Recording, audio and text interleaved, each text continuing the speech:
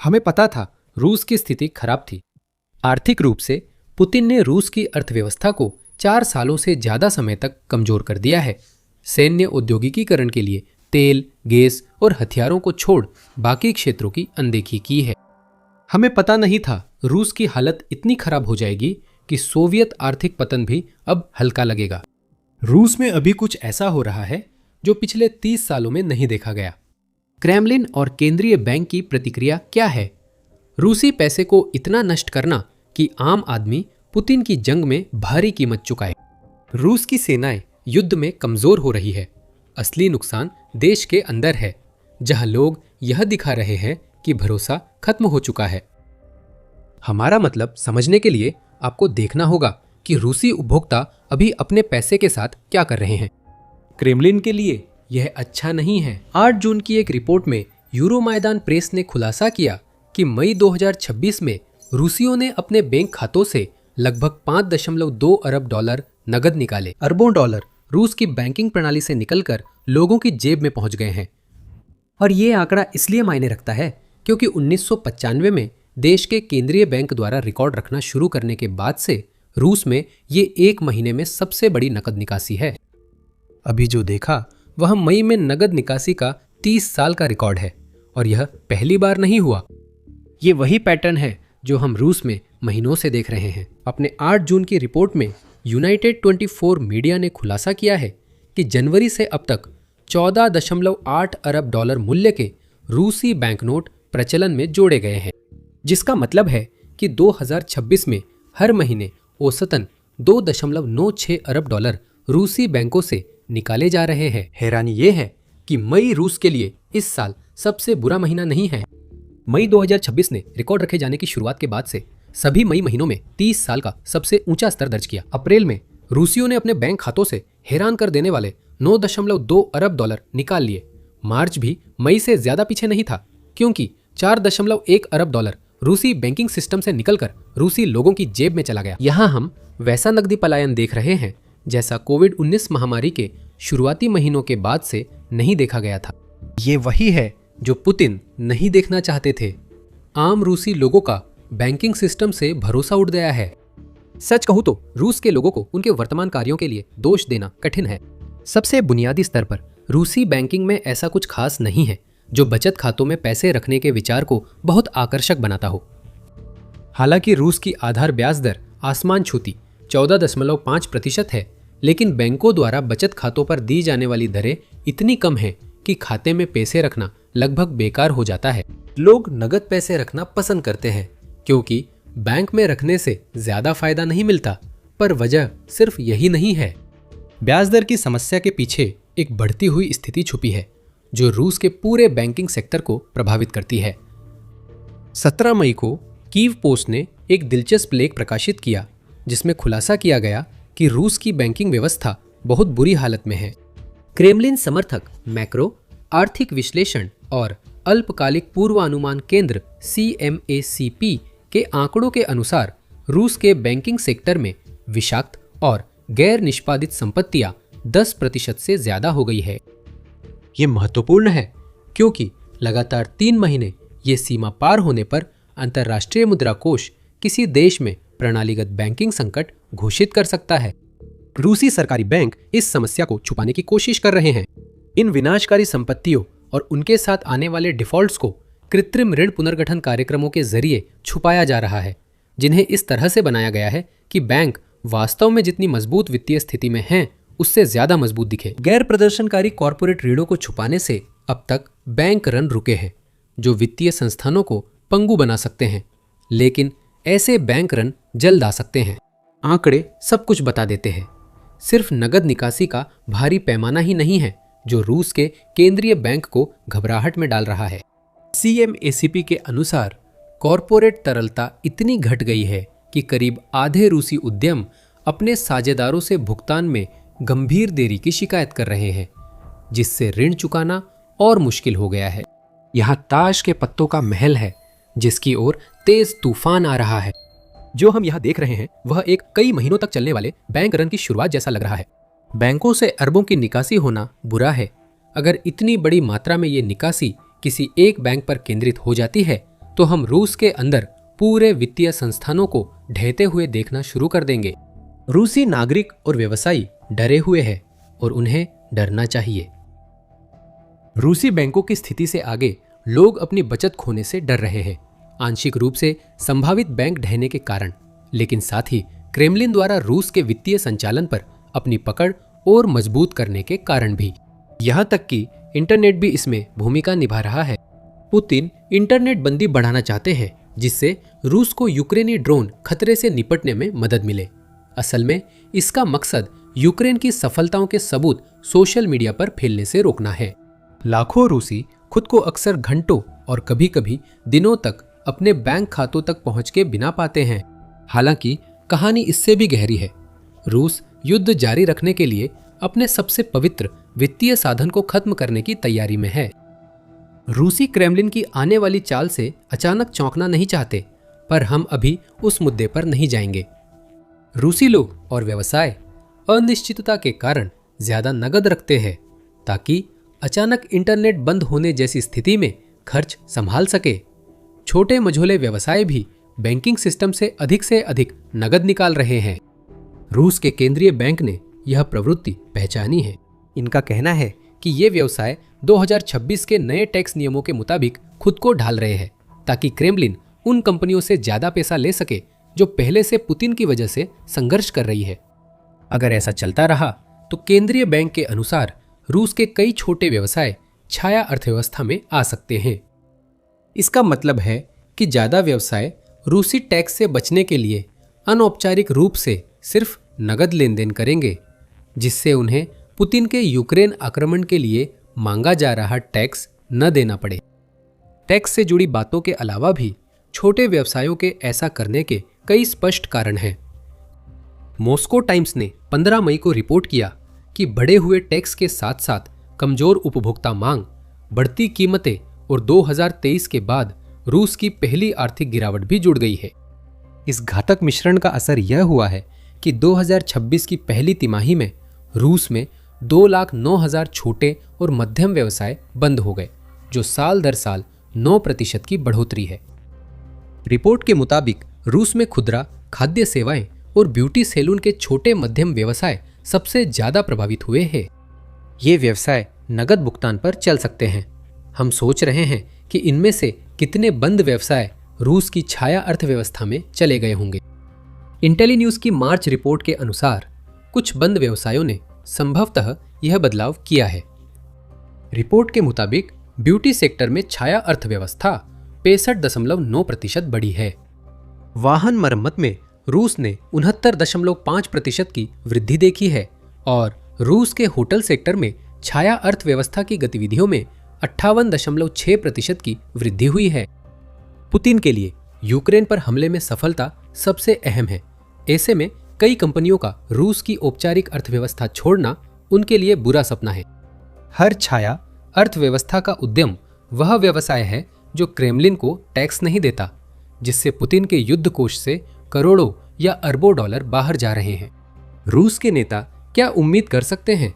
उन्होंने मूल्य वर्धित कर 20% से बढ़ाकर 22% कर अपनी स्थिति नहीं सुधारी। साथ ही क्रेमलिन द्वारा इतनी नियमित रूप से लागू की जाने वाली इंटरनेट बंदी उन कंपनियों के लिए स्थिर व्यापार माहौल बनाने में ज्यादा मदद नहीं कर रही है, जिन्होंने पहले केवल नकद लेन देन पर विचार नहीं किया था। रूस टेलीग्राम और व्हाट्सएप जैसे ऐप्स के इस्तेमाल पर पाबंदी लगा रहा है और असंतोष पहले से ही उभरने लगा है। जब आप इसमें इंटरनेट बंदी को भी जोड़ देते हैं, जैसे कि 2026 की पहली तिमाही में मॉस्को में महीनों तक चली आंशिक इंटरनेट शटडाउन, तो आपको रूसी वित्तीय प्रणाली में विश्वास का पूरी तरह से टूट जाना देखने को मिलता है। आखिरकार बात विश्वास पर ही आती है। रूस के लोग और व्यवसाय बैंकों पर भरोसा नहीं कर रहे, इसलिए वे रिकॉर्ड दर से पैसे निकाल रहे हैं। और कंपनियां भी निश्चित रूप से क्रेमलिन पर भरोसा नहीं करती कि वह उनके हित में काम करेगा, क्योंकि उन्हें उस युद्ध का वित्तीय बोझ उठाने के लिए मजबूर किया जा रहा है जिसे पुतिन ने शुरू किया था। क्रेमलिन और बैंक खुश नहीं है और दोनों रूस के लोगों व व्यवसायों को वही करने से रोकने की कोशिश कर रहे हैं। गहराई में जाने से पहले ये है द मिलिट्री शो, जहां हम आपको सिर्फ सुर्खियां नहीं, पूरी तस्वीर दिखाते हैं। यूक्रेन युद्ध और रूस के डगमगाते समाज में हर विकास पर आगे रहने के लिए सब्सक्राइब करें। तो रूस का केंद्रीय बैंक ये हर संभव तरीके से नकद की भारी निकासी रोकने की कोशिश कर रहा है। यूरो मैदान प्रेस के मुताबिक 1 जून को केंद्रीय बैंक ने एटीएम निकासी पर नए नियंत्रण लगाए ताकि रूसी लोग अपने पैसे का इस्तेमाल कैसे करें इसे नियंत्रित किया जा सके। नए नियम रूस के बैंकों को ग्राहकों की नकद निकासी पर नजर रखने की शक्ति देते हैं। कोई भी निकासी जिसे संदिग्ध माना जाता है, जैसे कि कम समय में कई बार निकासी करना या लंबे समय तक निष्क्रिय रहने के बाद बड़ी रकम निकालना, उस पर खाते को ब्लॉक या निलंबित किया जा सकता है जब तक कि उसकी समीक्षा न हो जाए। ये तो बहुत समझदारी है केंद्रीय बैंक। जब रूसी बैंकिंग में भरोसे का संकट है और लोग अपने पैसों तक पहुंच खोने से डर रहे हैं, तो आप उन्हें जमा तक पहुंच न देने की धमकी दे रहे हैं। ऐसा लगता है जैसे बैंक अपने ग्राहकों की गतिविधियों को नियंत्रित करने की कोशिश में खुद को ही नुकसान पहुंचाने पर तुले हुए हैं। यह रूसी उपभोक्ताओं व व्यवसायों की बजाय बैंकिंग सिस्टम की स्थिरता को प्राथमिकता दी जा रही है, जिसका नतीजा अच्छा नहीं होगा। 2026 भर रिकॉर्ड तोड़ निकासी का कारण बने, असंतोष और अविश्वास और बढ़ेंगे, क्योंकि केंद्रीय बैंक दिखा रहा है कि लोगों के पैसों पर नियंत्रण लोगों से ज्यादा उसी का है। जहां तक क्रेमलिन की बात है, वह कहीं ज्यादा चालाकी से नियंत्रण स्थापित करने की कोशिश कर रहा है। पुतिन ने जो हालात उन कंपनियों के लिए बनाए हैं जो रूसी युद्ध मशीन की सेवा नहीं करती, उन्हें देखते हुए रूसी व्यवसायों का छाया अर्थव्यवस्था की ओर बढ़ना आश्चर्यजनक नहीं है। लेकिन एक ऐसे संकट पर क्रेमलिन की प्रतिक्रिया, जिसकी वजह से उसे उम्मीद से कम टैक्स मिल रहा है, सबको चौंका रही है।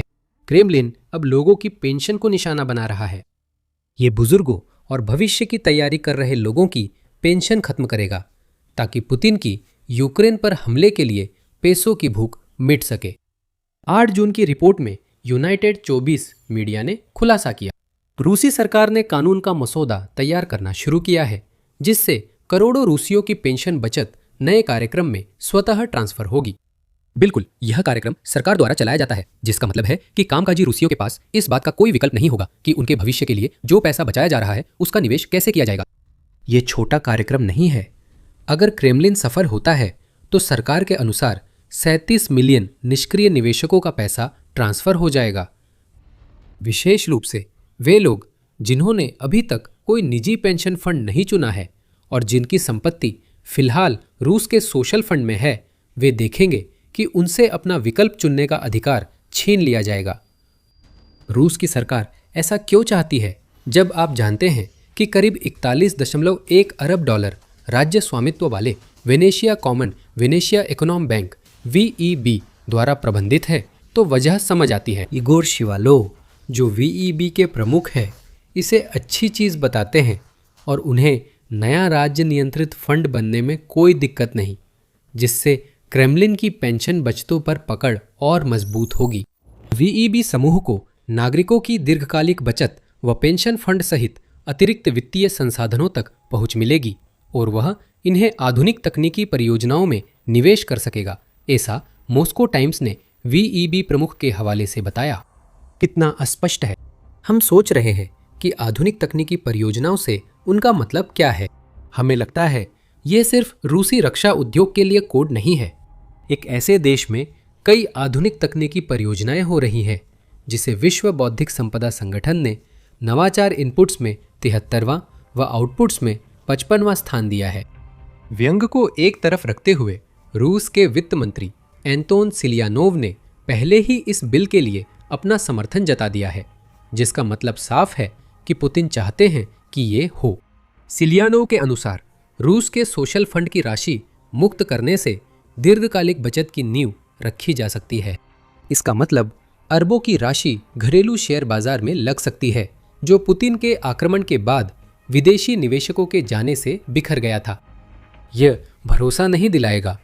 पेंशन फंड का उपयोग शेयर बाजार को सहारा देने में किया जाएगा, जो 9 जून को अक्टूबर के बाद सबसे निचले स्तर पर था। ये एक ऐसा बाजार है जो यूक्रेन के साथ शांति की घोषणा की संभावना के आधार पर घटता बढ़ता नजर आता है। जब भी पुतिन शांति से इनकार करते हैं, जो कि हर बार होता है जब यह मुद्दा उठता है, रूसी शेयर बाजार धड़ाम से गिर जाता है। ये 3.7 करोड़ लोगों की पेंशन के लिए सबसे सुरक्षित निवेश साधन बिल्कुल नहीं है। अगर हम यह न बताएं कि रूस ने 2025 के पहले 9 महीनों में अपनी पूरी बजट का 146.4 अरब डॉलर, जो कि सरकार के कुल खर्च का 39% है, अपनी सेना पर खर्च किया तो हम चूक जाएंगे। 2021 के मुकाबले यह खर्च 4 गुना बढ़ा है, जबकि सामाजिक खर्च में गिरावट के कारण रूस का अपने ही लोगों पर खर्च पिछले 20 वर्षों में सबसे निचले स्तर पर आ गया है, यूनाइटेड 24 मीडिया ने बताया। तो 3 बार अंदाजा लगाइए कि वीईबी अपनी नई योजना के तहत रूसी पेंशन का इस्तेमाल किन उद्योगों के शेयर खरीदने में करेगा। मजाक मत कीजिए, आपको 3 बार अंदाजा लगाने की जरूरत नहीं है। रूस एक बार फिर लोगों के पैसे को नियंत्रित करने की कोशिश कर रहा है ताकि उस युद्ध को सहारा दिया जा सके जिसमें पहले ही अनगिनत अरबों डॉलर खर्च हो चुके हैं और आगे भी बहुत ज्यादा खर्च होंगे। क्योंकि पुतिन इस संभावना पर विचार करने से भी इनकार कर रहे हैं कि शायद, बस शायद, जो युद्ध उन्होंने शुरू किया है वह अनिवार्य रूसी जीत के साथ खत्म नहीं होगा। यह युद्ध को चलाने के लिए रूसी लोगों और कारोबारों की वित्तीय संपत्तियों को ही खपाना है। जब पुतिन बंकर में छिपकर अपनी संपत्ति का आनंद लेते हैं, उनकी सरकार देश के लोगों के हाथ पैर काट रही है। पीटर से पैसा छीनकर पॉल को दिया जा रहा है और अब हम रूस और सोवियत संघ के आर्थिक पतन के समय के बीच कुछ बहुत दिलचस्प समानताएं देख रहे हैं। आइए उस पतन पर एक नजर डालते हैं। इन्वेस्टोपेडिया के अनुसार सोवियत संघ के आर्थिक पतन के 3 कारण थे: राजनीतिक सामाजिक अशांति, औद्योगिक गिरावट और उपभोक्ता वस्तुओं की कमी। 2026 में रूस में अशांति स्पष्ट दिख रही है। रूसी बैंकों से अरबों डॉलर की निकासी दिखाती है कि जनता का उन पर भरोसा खत्म हो गया है, जबकि इन्हें अर्थव्यवस्था संभालनी थी। इंटरनेट पर सख्ती और पैसों पर बढ़ता नियंत्रण ताकि अलोकप्रिय युद्ध को फंड किया जा सके, राजनीतिक स्थिरता नहीं दर्शाते। 9 जून की एक रिपोर्ट में द कन्वर्सेशन ने उल्लेख किया कि रूसी पोलस्टर लेवाडा सेंटर ने खुलासा किया है कि जिन रूसियों से उसने सवाल किए उनमें से 62% लोग यूक्रेन युद्ध का अंत चाहते हैं। युद्ध जारी रखने के लिए उठाए गए वित्तीय कदम रूसी लोगों की इच्छाओं के खिलाफ है। तो यही है वो राजनीतिक और सामाजिक अशांति जो अंदर ही अंदर उबल रही है और फूटने के करीब आ रही है। बाकी 2 मुद्दे अब और भी स्पष्ट होते जा रहे हैं। औद्योगिक उत्पादन में रूस में सैन्य औद्योगिक तंत्र की सेवा करने वाले क्षेत्रों को छोड़कर बाकी सभी क्षेत्र संघर्ष कर रहे हैं। रक्षा और ऊर्जा क्षेत्र भी ऐसा राजस्व नहीं कमा रहे जो वापस रूस में लगाया जाए। जो पैसा वे कमाते हैं वह पुतिन की युद्ध मशीन को फंड करता है। मॉस्को टाइम्स की रिपोर्ट के अनुसार 2026 में रूस की अपेक्षित सकल घरेलू उत्पाद या जीडीपी वृद्धि को पहले ही 1.3% से घटाकर 0.4% कर दिया गया है, जिसका मतलब है कि 1 साल का ठहराव रहेगा। इंटेली न्यूज के अनुसार S&P ग्लोबल रूस मैन्युफैक्चरिंग PMI मई में मौसमी रूप से समायोजित होकर 48.8 रहा। यह अप्रैल के 48.1 से बढ़ा है, लेकिन 50 से कम PMI स्कोर मैन्युफैक्चरिंग में गिरावट दर्शाता है। रूस 2025 की शुरुआत से अधिकतर समय 50 से नीचे या कभी-कभी 50 पर रहा है। तो यह कहना गलत नहीं होगा कि रूस में औद्योगिक उत्पादन घट रहा है। उपभोक्ता वस्तुओं की कमी अभी पूरी तरह असर नहीं दिखा रही, लेकिन आ रही है। कब्जे वाले क्रीमिया में, कब्जे वाले पीछे के इलाकों में रूसी रसद को पंगु बनाने की यूक्रेनी रणनीति के कारण रूस के लिए वहां जरूरी सामान पहुंचाना मुश्किल हो गया है और लोग घबराकर ईंधन व किराने का सामान खरीद रहे हैं। रूस के अंदर ही खाद्य महंगाई आम रूसियों के लिए, जो अपने देश की अर्थव्यवस्था से जूझ रहे हैं, बुनियादी चीजें खरीदना मुश्किल बना रही है। 2024 और 2026 के बीच आलू की कीमतों में 167% की बढ़ोतरी हुई है। दूध 59% महंगा हो गया है और ब्रेड की कीमत 45% बढ़ गई है। दुकानों में कमी नहीं, पर पागलपन भरी महंगाई से रूसी घरों में खाने पीने की चीजें कम हो गई है क्योंकि लोग खरीद नहीं पा रहे। सोवियत आर्थिक संकट ने रूस के पतन की राह बनाई। अब पुतिन वही कहानी दोहराने की तैयारी में है। सारे संकेत मौजूद हैं। रूस अभी आर्थिक पतन के कगार पर नहीं है, लेकिन अरबों की रकम बैंकिंग सिस्टम से बाहर जा रही है और क्रेमलिन व केंद्रीय बैंक जनता की अनदेखी कर युद्ध को सहारा देने में लगे हैं, जिससे समस्याएं बढ़ रही है। भरोसा नहीं है, लोग नकदी जमा कर रहे हैं। रूस को पंगु बनाने और आत्मविनाश की प्रक्रिया शुरू हो चुकी है, जो इसे तेजी से खत्म करेगी। यह पुतिन की अल्पकालिक सोच ही जिम्मेदार है। रूसी राष्ट्रपति को लगता है कि अगर वह यूक्रेन में जीत जाएंगे तो सारी समस्याएं जादुई रूप से सुलझ जाएंगी। लेकिन पुतिन गलत है। जीते या हारे, यूक्रेन युद्ध के बाद जो कुछ भी होगा वह रूस के लिए और भी बुरा है, क्योंकि एक बिखरती हुई अर्थव्यवस्था पुतिन की हरकतों के भारी भू राजनीतिक परिणामों के साथ मिल जाती है। क्या आप और जानना चाहते हैं? हमारा वीडियो देखें ताकि आप देख सके कि रूस के भविष्य में क्या छुपा है। और अगर आपको ये वीडियो पसंद आया हो तो द मिलिट्री शो को सब्सक्राइब करना न भूलें, ताकि आप रूस के अनिवार्य आंतरिक पतन की और कवरेज देख सके। और हमेशा की तरह देखने के लिए धन्यवाद।